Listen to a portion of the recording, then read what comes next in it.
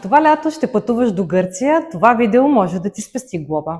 През 2026 година гръцките власти въведоха нови изисквания за съдържанието на автомобилната аптечка. Добрата новина е, че прилагането на санкциите беше отложено за 1 януари 2027 година, но още сега е добре да се подготвите. Новата аптечка вече трябва да отговаря на европейския стандарт с този номер.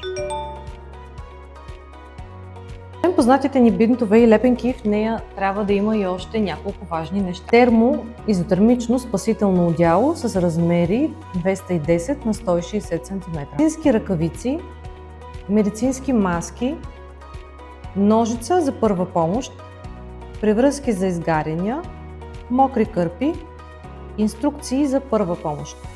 Освен това, материалите трябва да са годни за употреба и аптечката да е лесно достъпна в автомобила. Преди да тръгнете към Гърция, проверете дали аптечката ви е пълна и отговаря на новите изисквания. Това ще ви спести излишни проблеми и ще ви даде спокойствие по време на пътуването. Нека развенчаем някои митове в интернет.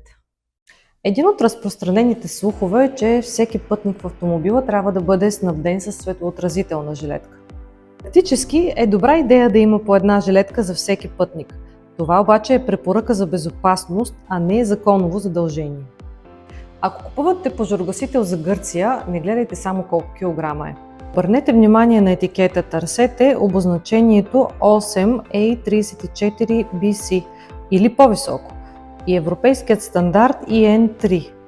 Именно това показва пожарогасителната способност, а не само количеството прах. Този пожарогасител, например, е 2 кг 13A, който е по-висок клас, но отговаря на изискванията.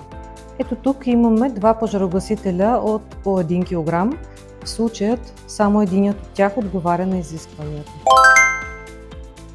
Ако искате още полезни съвети, последвайте Диорент.